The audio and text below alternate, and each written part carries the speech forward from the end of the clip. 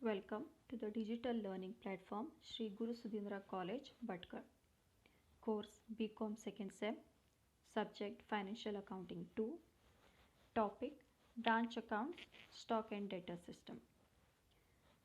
Under the stock and debtor system, there are certain accounts which are to be maintained. Let's have a look at them. First one, branch stock account. Branch stock account basically maintains the records of goods received by the branch and goods going out of the branch. So whenever the branch receives the goods, the entries are debited to the branch stock account. Example, suppose branch receives the goods from head office, or customers who had made the purchases are returning the goods to the branch. In that case, these are the entries which are to be debited to branch stock account. So whenever branch is receiving the goods, it is debited to branch stock account. And if the goods are going out of the branch, like sales made by the branch, it can be cash sales or credit sales, or if the branch is returning the goods back to the head office, in that case also it is credited to branch stock account. So here you have to remember that whenever the branch is receiving the goods, we need to debit the entries, and whenever the branch is giving out the goods, means goods are going out of the branch, it has to be credited to branch stock account. Suppose when you close the account and tally the account, credit side is more, debit side is less. The difference will be transferred on the debit side and it will represent surplus in stock. So surplus of stock comes on the debit side, means there is excess stock with the branch. But if the debit side is more and credit is less, the difference will be transferred on credit side and it will represent deficit in stock, means there is shortage of stock with the branch. There is some misplacements or something has happened due to which branch has less stock at present. Next, branch debtors account.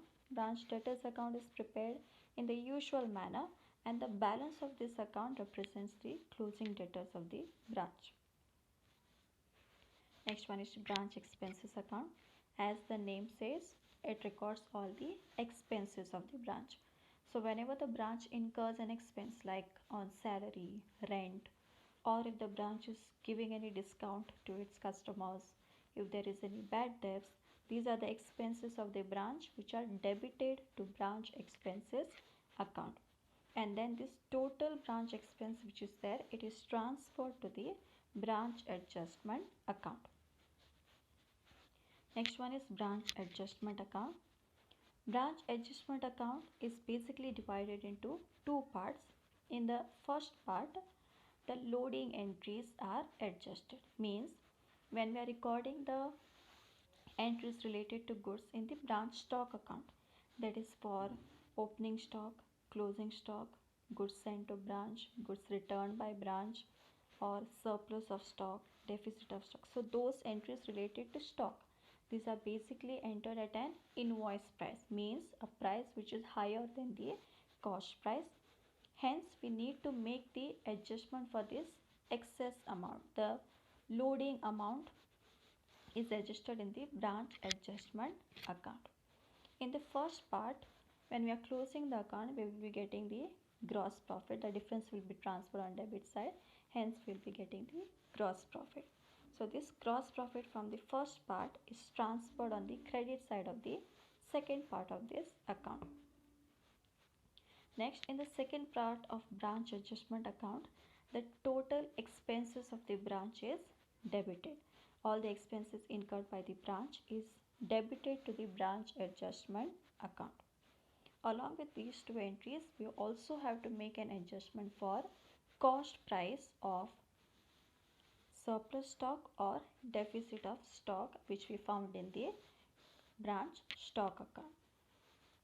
In branch stock account, they are recorded at invoice price.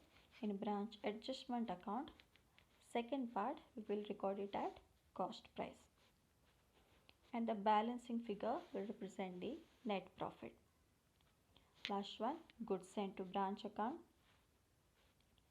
In this account, entries related to goods sent to the branch, goods returned by the branch, and the adjustment of loading on these items are made. So whenever good is sent to the branch or goods are returned by the branch, these entries are entered in goods sent to branch account. Along with these entries, loading on these items are also adjusted. The balance of this account is then transferred to the trading account for closing the goods sent to branch account. Thank you.